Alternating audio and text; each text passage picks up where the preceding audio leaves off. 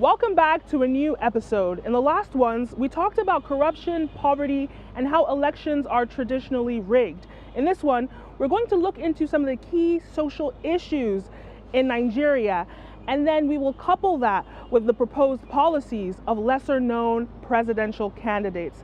Finally, we will analyze if they're equipped enough for the office of the presidency.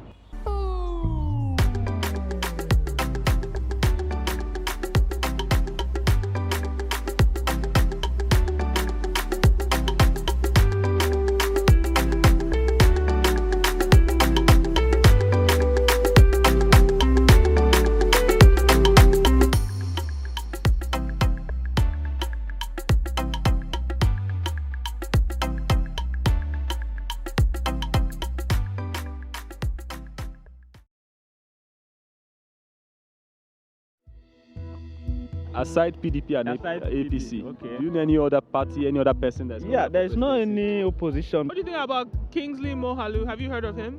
No, I've not. What about Fela Duratoye? Have you heard of him? I've not. Okay. All right. I don't really know them because I've not heard things about them, so I can't say.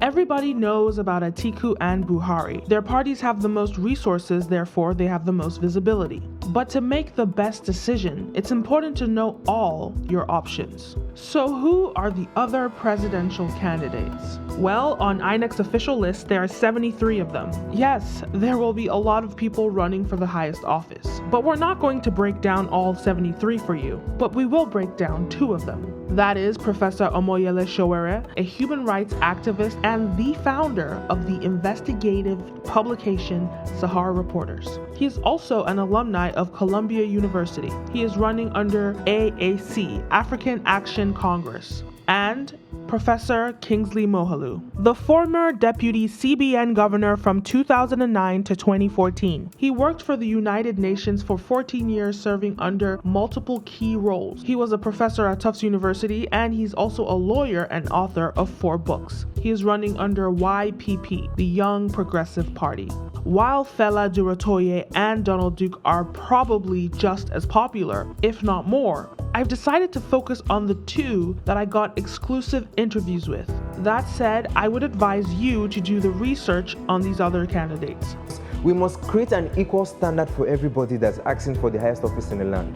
The same standard we judge Buhari is the same standard we must judge Atiku, is the same standard we must judge Moghalu, is equal to everybody. But are these younger candidates experienced enough? Technically, they do have a shot at winning, but what is technical isn't always practical.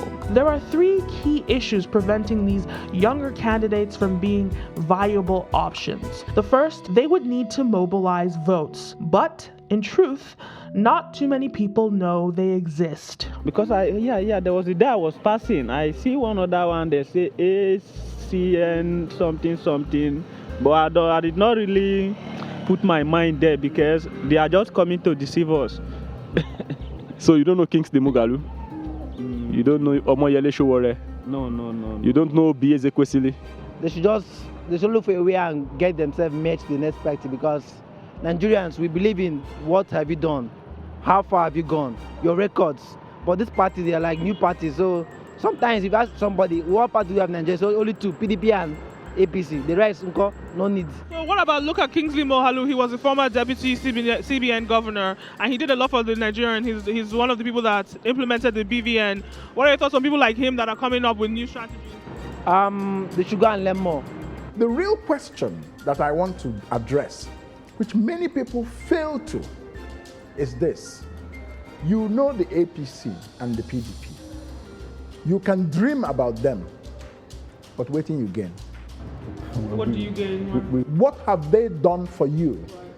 Our people are not asking themselves this question. The reason they're not is because we have been psychologically beaten down and subdued by the Doctor, someone said I wouldn't want to throw away my vote. That's what he said. Voting for the APC and the PDP is wasting your vote. The reason is this. Of course it is. It is a big waste of your vote. The reason the person is saying I won't waste my vote is that the person lacks courage. And I'm going to be asking Nigerians increasingly to have courage and vote for the person you think should be president, not the person you think will win because he or she is an incumbent or because he or she has money and you think he or he can possibly dislodge the other person. So, because the question Nigerians must begin to ask, and the young people must begin to ask themselves, is what is the quality of our lives? People who have made your unemployment progressively higher every year. People who have made your poverty rate progressively higher every year. People who have not improved electricity in this country beyond 4,000 megawatts in 20 years of politics. You're busy loving and worshiping your oppressors. Here's my message to the Nigerian youth, and I want to be very clear. You can either take your destiny in your hands in 2019, or you can, as what Frantz Fanon said, the philosopher, that every generation out of relative obscurity will discover its mission and will either fulfill that mission or betray it. So the Nigerian youth can, in 2019, either fulfill the mission of their generation or betray it. And I think that fulfilling it is making someone like Kingsley Moghalu the president of the Federal Republic of Nigeria. And here, then watch your destiny truly change. Those guys are very good. Like in the last debate, if you listen to them, you know that they have something for Nigeria and for Nigerians.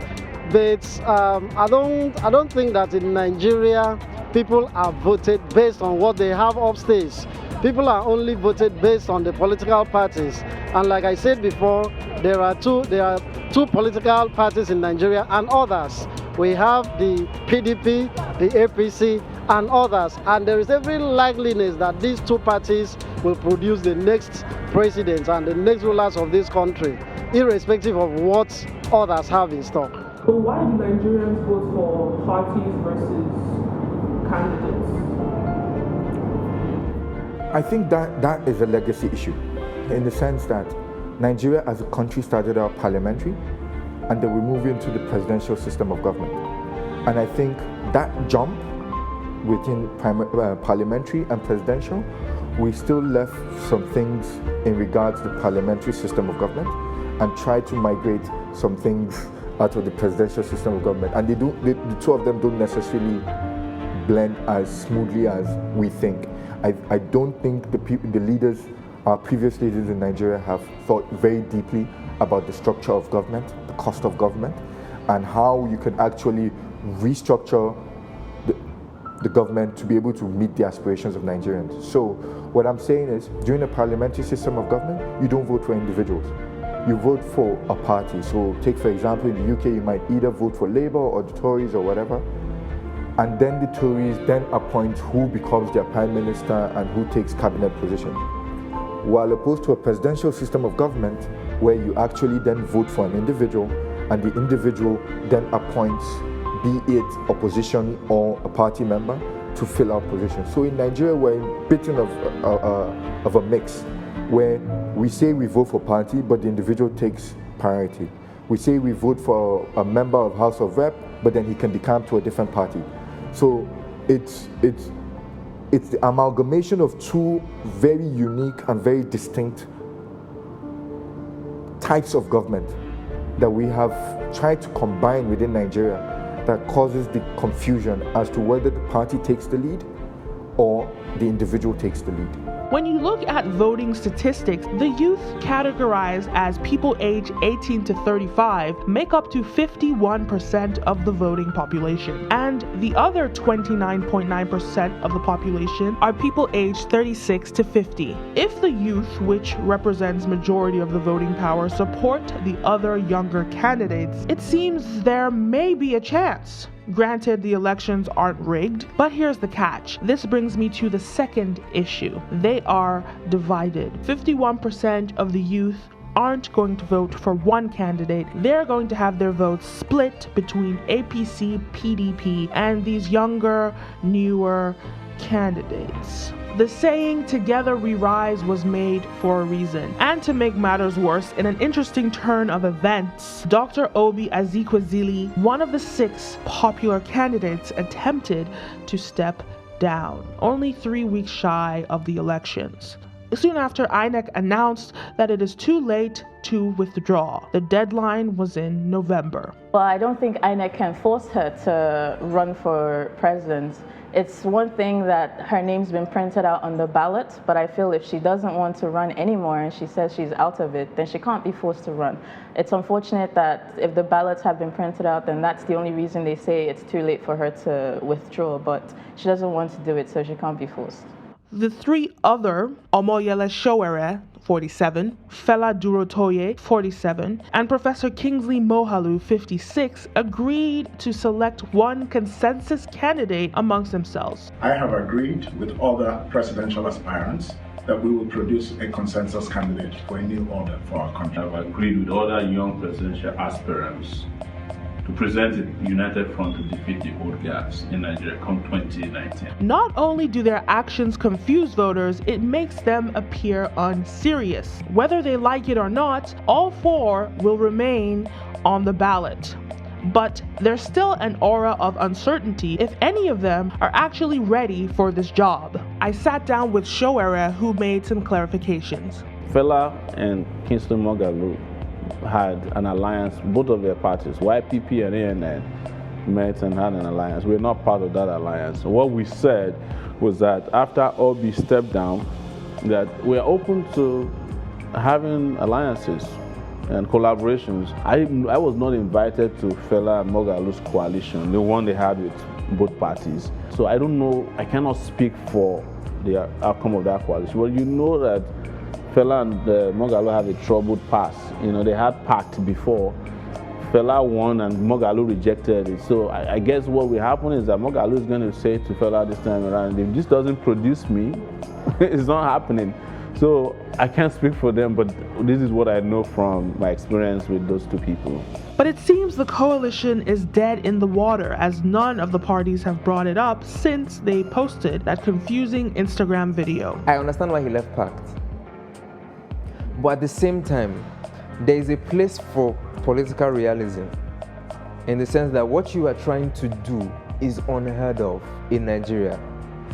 In the Nigerian political space, it's inconceivable. You have to go outside Nigeria to find an example. Maybe you go to France, or you go to Brexit, or you go to Trump, where an entirely unknown quantity, an entirely outside force has come into the main political landscape and changed it up. In Nigeria, it's unheard of.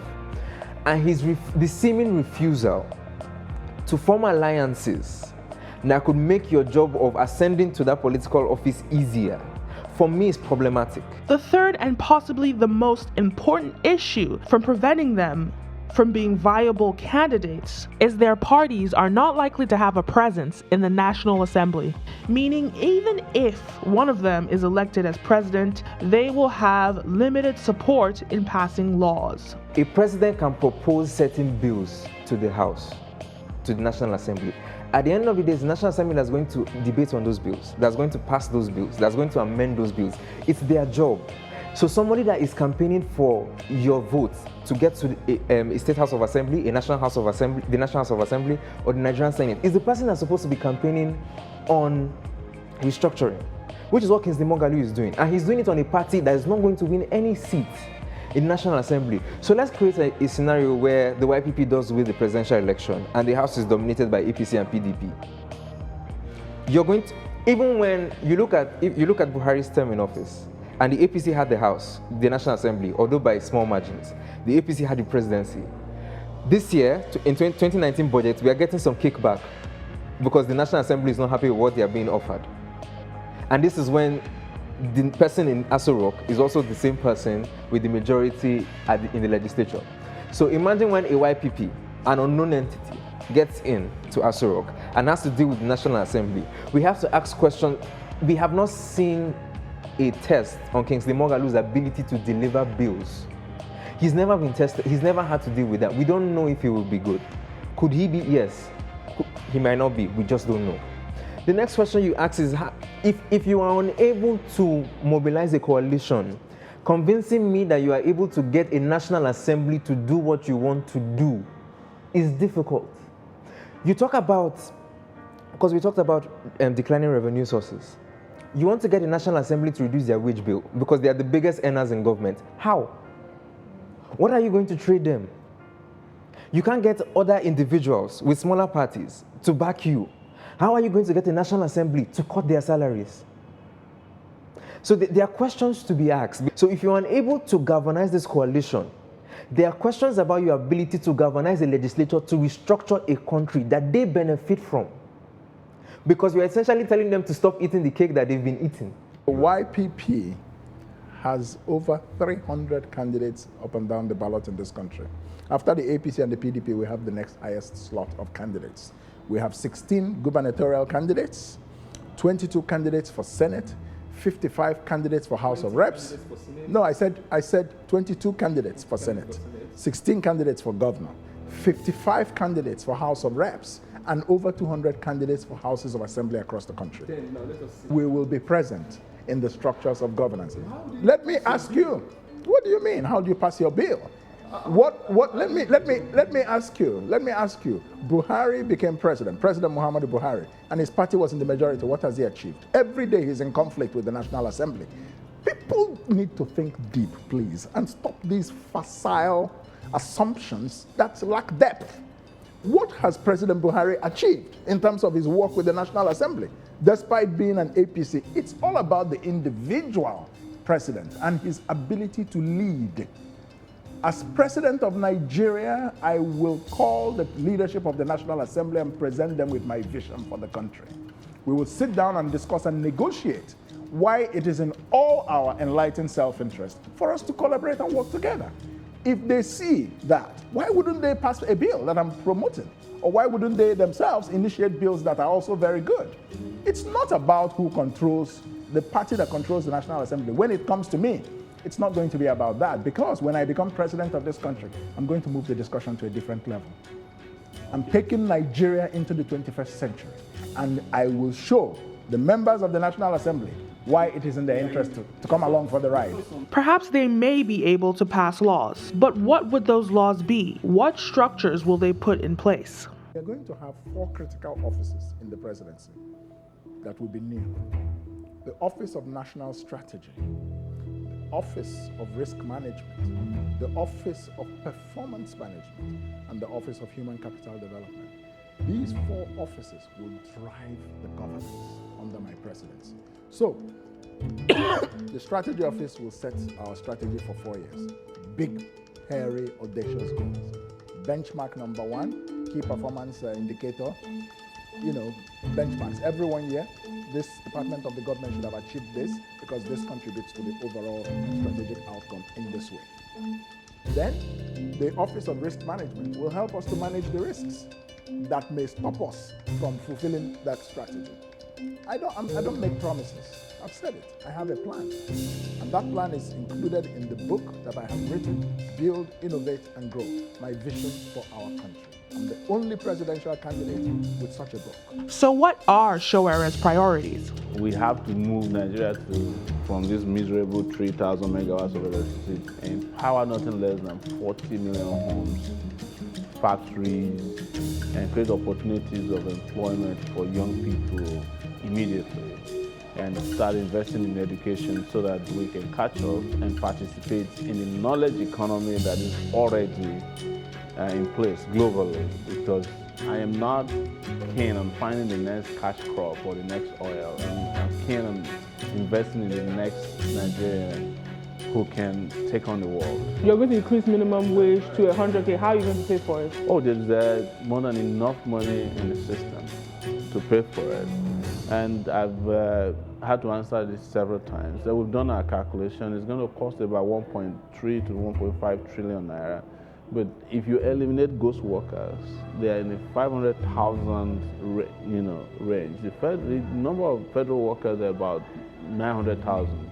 But we are paying over 1.5 million because of corruption. So if you eliminate the corruption through the use of technology, so you know the number of workers here. So you are not going to pay somebody who is not reflected in your digital register. So we do that at the federal level. We'll eliminate all of these guys. We found 80,000 of them in the police force the other day. Then we're paying real workers, and this will come from savings from blocking all those areas where where thieves are stealing us blind. It will come from increasing the tax collection rates, not the tax rates, So every employer that is deducting money now pays to the federal government. We are 6%. That's how much we're collecting from taxes. Every other African country in the sub-Saharan region is at 15%. So the global rate is 14%. If we improve our tax collection to that, we have double what we have now, which is about, our economy is a $500 billion economy per annum. Right, our budget is about $30 billion, and they come mostly from taxes. So you can increase that, we can double that immediately, and the cost, so for minimum wage, is $1.5 billion. We're going to reform teacher training. We will invest in reforming the curriculum, moving it more towards science and technology, moving it more towards a skills-based, more practical curriculum, and introducing certain elements that are foundational for nation building so that we build the character of the Nigerian citizen. And by building the character of the Nigerian citizen, you're building the character of the Nigerian state. For example, there are two things I will add to the curriculum of primary and secondary schools. Number one is the study of ethics. And why? Why? Because corruption is a cancer in this country. And people claim or pretend to be fighting corruption, like the current administration, which is, flailing around and pretending to be fighting corruption. But it has failed to address the fundamental root cause of corruption, which is the value system. The value system, we will attack the issue of the value system by bringing the teaching of ethics into primary schools and secondary schools. Catch them young. Teach a child what he or she should know, and when he or she grows up, they will not depart from it. So ethics, young people must know what is right and what is wrong. They must have a value system and understand the importance of value systems for the progress of their society. So this is a foundational approach to fighting corruption. The second thing that will have to be in curriculums is what I call a worldview charter. Let me explain. One of the things I'll do as president of Nigeria, I'm not going to be telling you I'll build road here, I'll build road there. I will. That's what I'm supposed to do. But what is lacking in this country is a foundational approach to the root causes of the Nigerian problem. One of which is the complete absence of a philosophical worldview, which every country that makes progress must have. What does it mean to be a Nigerian? What is our national philosophy? What is our national ambition? Right. These are the things I'm going to introduce into the curriculum. So essentially you're going to rebrand the nation. It's more than rebranding the nation. Right. It is reinventing the minds of Nigerians, starting from the young people. Right. So this is what we are going to do. There are many byproducts of corruption. A direct one is poverty, which is discussed in episode 1. But a hidden byproduct that is ignored by many is mental health. In fact, since the 2016 recession, suicide rates in the country have gone up to the effect that the World Health Organization ranked Nigeria 5th place in the most suicide-prone countries in the world. While depression and suicide is seen as a white man's disease, many have come to realize that it is a byproduct of the country's dysfunctional state. To make matters worse, many that commit suicide go unnoticed because they are poor. It seems the real issues, or what some would call the poor man's issues, don't get headlines on newspapers. In fact, classism is to Nigeria what racism is to white America. If you don't have money in this country, ostensibly, you do not matter. There is a systematic oppression of the poor in Nigeria. Poverty also results in human rights violations. For one, let's look at the fact that the age of consent in Nigeria is 11, meaning a child can be raped or forced into marriage with no repercussions. Then there are other women's rights, issues like domestic violence and unequal pay. Women essentially are second-class citizens in Nigeria. Gender equality and gender equity in this country is important to me. There are 4 or 5 areas where you will see that. We will attack it, first of all, access to education for girls. Very important. We will create incentives for girls to go to school so that families in places where they like to subjugate women will begin to see the advantages. 2, we will create access to finance for women. 3, we will protect women's marital rights. 4, we will be strong against gender-based violence, like rape and sexual assault and all those things. And 5, we will make sure that we double the participation of women in the political space. I will have a 50-50 parity cabinet. 1 man, 1 woman, 1 man, 1 woman. 18 female ministers, 18 male ministers.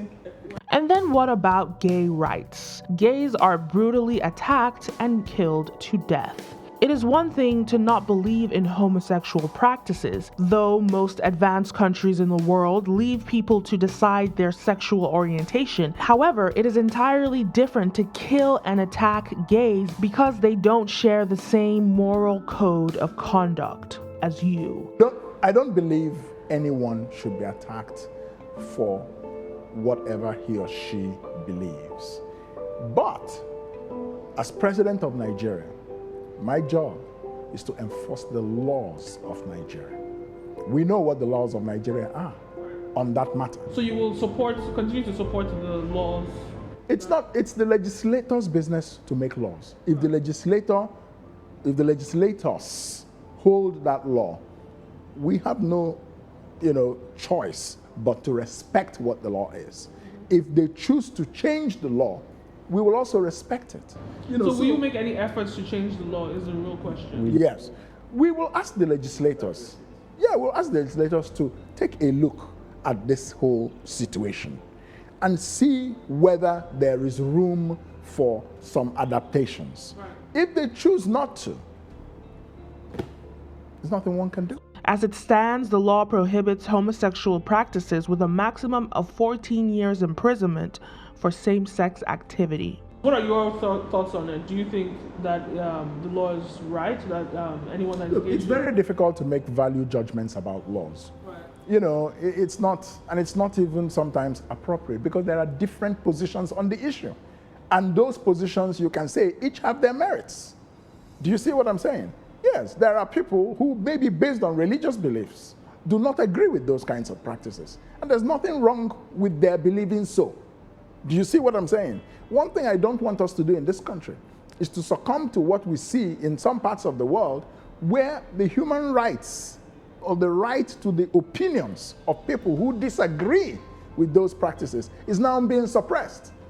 You see the point? Mm-hmm. So people have a right to hold certain opinions, but others have the rights to hold certain opinions. While Buhari's stance on the law of homosexuality is similar, there were claims on social media that Atiku was in support of gay rights, but AFP fact-check disproved them. These claims were false, and it would be no surprise if Atiku, a man in his 70s, would take the same stance as the other candidates. Many believe that Nigeria needs to solve its core issues like poverty and limited electricity before we can tackle real social issues. It suggests that once the fundamentals are taken care of, like access to 24/7 electricity, developing human capital, and creating wealth, then the minds of the culture can evolve into a more tolerant way of thinking. Many people have come, many candidates. Yes. Have said a lot that they would do, they propose to do. How sure are we? Why should we believe you? Because of my track record. My track record is one of performance. Go and look at my track record in the central bank as deputy governor, where I led the implementation of the reforms of the banking sector throughout in this country after the global financial crisis. What was achieved? No bank failed. No depositor in any Nigerian bank lost 1 kobo. Go and look at my track record as Deputy Governor for Operations, where we introduced the bank verification number, the BVN, which has improved payment systems a lot in this country. We introduced the POS. So I say, go and look at my track record. Look at my track record in the United Nations, where I played key roles in rebuilding and fixing several broken nations. Broken nations like Cambodia, broken nations like Rwanda after the genocide, broken nations like Croatia after the wars of the former Yugoslavia. I am somebody who is results-oriented. I am performance focused and results oriented. So that's my track record. I have been doing what I'm doing now for 30 years. Nigeria is 58 years old. I've devoted most of my life doing what is right. Starting from my university days, I've done it as a journalist, I've done it as a public commentator and analyst, I've done it as a university professor at the university, in 2 universities in the US. So I have exposure, I have competence, I have integrity, character, and that is what people vote for when they are looking for leaders who can lead them out of crisis. I strongly advise you do your research and figure out the best candidate for you. Don't accept bribes, don't vote for someone because you think they're going to win, but vote for someone that you truly believe can transform Nigeria. In the next and final episode, we will break down the 2 most popular candidates. That's Muhammadu Buhari and Atiku Abubakar.